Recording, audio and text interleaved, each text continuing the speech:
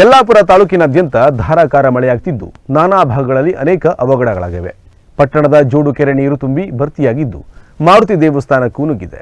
ಯಲ್ಲಾಪುರ ತಾಲೂಕಿನಾದ್ಯಂತ ವರುಣನ ಆರ್ಭಟ ಜೋರಾಗಿದೆ. ಮಳೆ ಗಾಳಿಯ ರಭಸಕ್ಕೆ ನಾನಾ ಭಾಗಗಳಲ್ಲಿ ಅನೇಕ ಅವಘಡಗಳು ಸಂಭವಿಸಿವೆ. ಹಳ್ಳ ಕೊಳ್ಳಗಳು ತುಂಬಿ ಹರಿಯುತ್ತಿದೆ.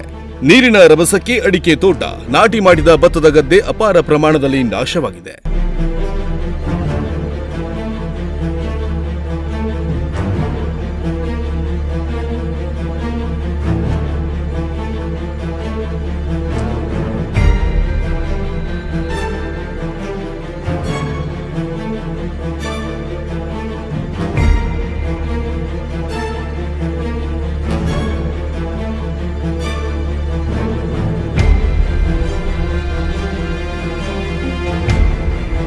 ಯಲ್ಲಾಪುರ ಪಟ್ಟಣದ ಜೋಡು ಕೆರೆಯು ನೀರು ತುಂಬಿ ಭರ್ತಿಯಾಗಿದೆ.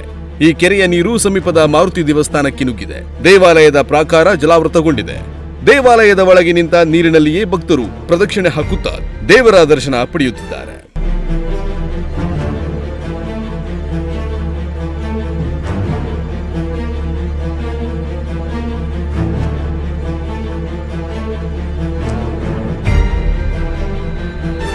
GN Bhat, Tattigadde, Nudisiri news, Yellapur.